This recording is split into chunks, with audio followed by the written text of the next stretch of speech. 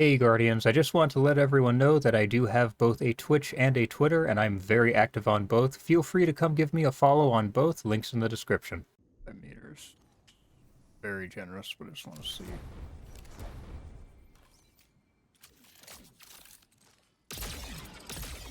Ow. Okay, hold up.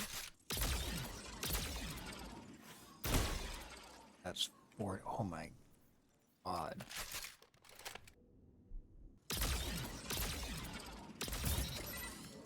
Holy shit.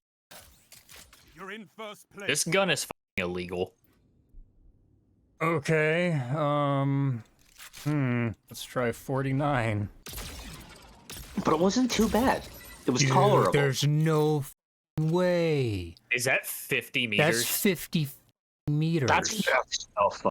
On what? Jesus, on Graviton Spike. Alright guys, it's time to talk about Graviton Spike, the new exotic hand cannon from the Edge of Fate, and it's the first exotic hand cannon we've had since Hawkmoon 5 years ago. And this is also the first 150 RPM hand cannon we've had since they were merged with 140s around the same amount of time ago. So, is Graviton Spike any good? Let's talk about it. So first, let's take a look at the gun. Graviton Spike is acquired from an exotic quest you'll receive at the end of the Edge of Fate campaign. It's similar to the Kvostov quest at the end of Final Shape, but thankfully takes a little less time, at least in my case. Now, there's a number of excellent guides out there on how to get the weapon, as well as its intrinsics and catalysts, because Grav Spike is craftable, and we'll talk about Rose shortly. So I will let you all refer to those guides in case you need to know how to get it, so that I can get back to talking about the gun. Now, this hand cannon is in the energy slot, and if you look at the exotic intrinsic perk Temporal Manipulation, it has two firing modes. One is an arc mode with that beautiful 150 RPM fire rate, and the other is a much slower but much heavier hitting stasis mode that fires at around 110 RPM, give or take a little. Now, starting with PvP, because this is more of a PvP gun in my opinion, though there is some PvE play that we'll talk about as well. Inside of PvP, you will need 3 crits to kill, and on the 110 mode you need 1 crit and 2 body at base. Both firing modes also have an overcharge mode. Now, using the arc mode will overcharge the stasis mode and vice versa, and you can activate this mode by holding down the reload button to swap to whichever mode you have overcharged. And this is where the exotic perk Temporal Anomaly comes in. You can overcharge the weapon with final blows and precision hits. Now, when the arc mode is overcharged, hits will call lightning strikes on your target, and on the stasis mode it will spawn crystals. So there's a pretty interesting and very lethal gameplay loop here, because both modes will actually 2-tap inside of PvP. But next, let's talk about rolls. I tried a number of different ones, but I ended up settling on hammer-forged rifling, accurized rounds, and polymer grip for PvP, though you may want to consider flared magwell for faster reloads, or extended mag for more rounds in case you're using this in PvE. But with accurized in there, you'll have 70 range, 50 stability,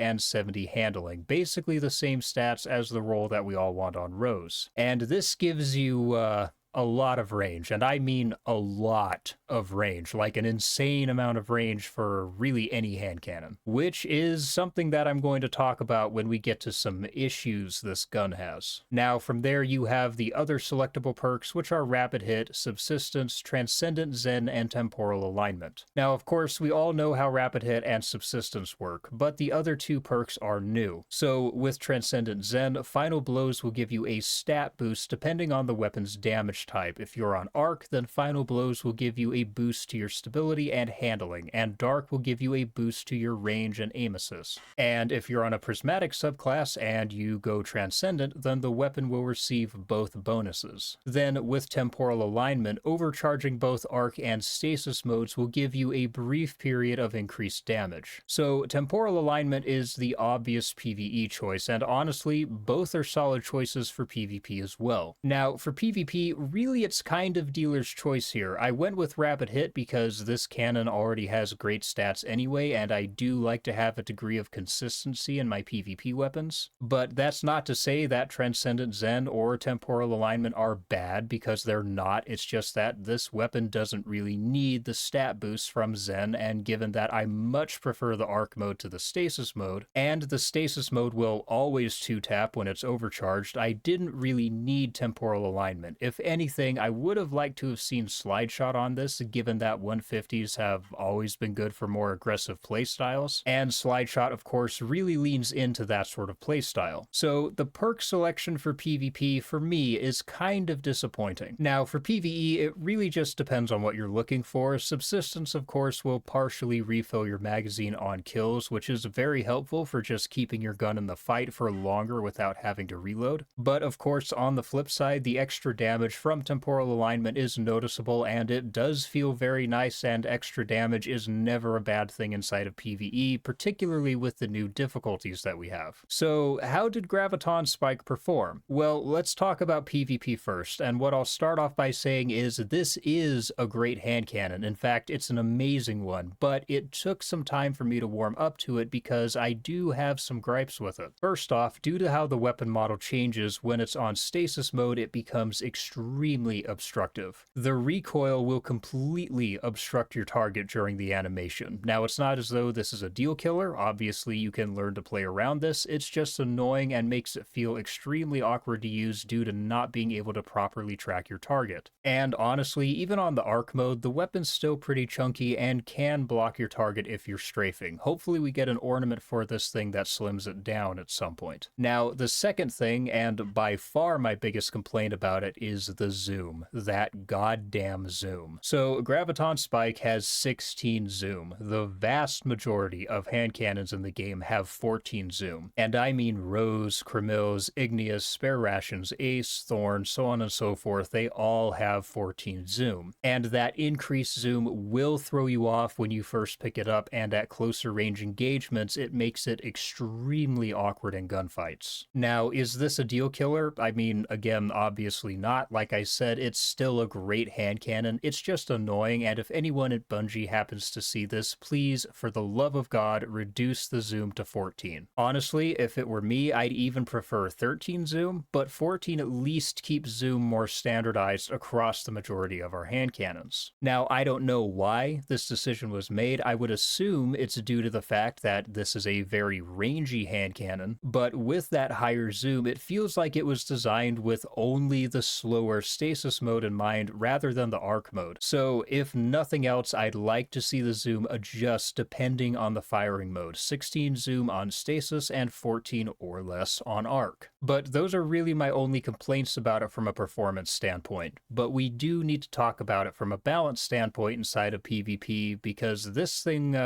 it's a little bit broken. Now listen, would I go so far as to call it a meta changer? It's very possible. At the moment I say it's still too soon, but yeah, it's extremely possible that this could shift the meta. We'll kind of have to wait to see how the meta develops inside of Trials and Comp with all the new systems, but there is a possibility that this weapon does become meta. But inside of sixes, yeah, it's kind of insane. One kill will overcharge the weapon, and either firing mode will 2-tap when it's overcharged. And obviously, when it's on the 150 mode and that mode is overcharged, that is a lightning fast TTK, so fast that you can't even really react to it. And on the stasis mode, while it is slower, closer to the TTK of maybe an Adagio Cremil's, it still has an absolutely insane amount of range. Speaking of which, let's talk about that range, because it genuinely shocked me. Now, on the arc mode with a 70 range stat, it was hitting out to 34 meters, which is far for even a 140, let alone a 150. And on the stasis mode, and I want you all to think about this for a minute, 51 meters. Let me repeat that. This is a hand cannon that can reach out to 51 meters, and that is absolutely broken. So these probably need to be reined in. The arc mode honestly probably shouldn't be able to 2-tap like at all. Realistically, at most, it should be able to bring you from 3 crits to 2 crit and 1 body. And the overcharge mode probably just generally needs to be a bit harder to proc, maybe requiring more than 1 kill or something along those lines. And above all else, the range needs to be brought way down. If the purpose of a 150 is to be aggressive, which it should be, then realistically the 150 mode should not reach past like 31, maybe 32 meters. And the stasis mode at most should have like 40 to 42 meters, and even that I feel is still excessive given that this also has a base aim assist stat of 85. Really, the stasis mode should also shave about 20 aim assist off when you swap to it, if that's even possible from a development standpoint. And also, bringing down the zoom, aside from making the weapon feel better, would also help with this a bit since zoom does affect aim assist drop off as well. Now listen, I'm a hand cannon main, they're my favorite weapons in Destiny, they provide a very unique gunplay experience you just don't get in other shooters, so when a new hand cannon drops, I'm cheering for it. I am not one of these weirdos in the hand cannon hate club, they're the most iconic weapons in the game, and the reality is if I want an auto rifle meta or an SMG meta, I can go to any other shooter on the planet and find that. But this is just too much, man, especially in the current meta where people are already playing as far back as they can. I mean, 51 meters? Nah, that range needs to be nuked hard. So while this weapon is a little awkward to use at first, if you can learn it, then it becomes insanely lethal. You'll easily outrange every other primary hand cannon in the game and even pulse rifles. So again, do I see it being meta-changing? Well, time will tell. Given that truth exists and 120s are still just generally easier to use overall, I think Cremills will probably remain king, at least inside of comp and trials. But I do still think a select few who can see the potential of having a hand cannon with not only that sort of range, but also the versatility of being able to swap between the two firing modes will likely main this. Now, talking PvE briefly, I mean, it's good, yeah, it's pretty good. Now, the stasis mode, of course, would do great if you're on a build that takes advantage of crystals, and obviously this would pair very well with exotics like Bacchus. Plus, of course, you can just loop the damage perks over and over again inside of PvE, which does mean there's likely some play to be had with maybe something like Lucky Pants. But do I see myself maining this weapon in PvE? I'm going to be honest, not at the moment. Not when I could have Lord of Wolves as an anti-everything weapon, or Choir of One, which is still kind of an anti-everything weapon. And that's not to say it's a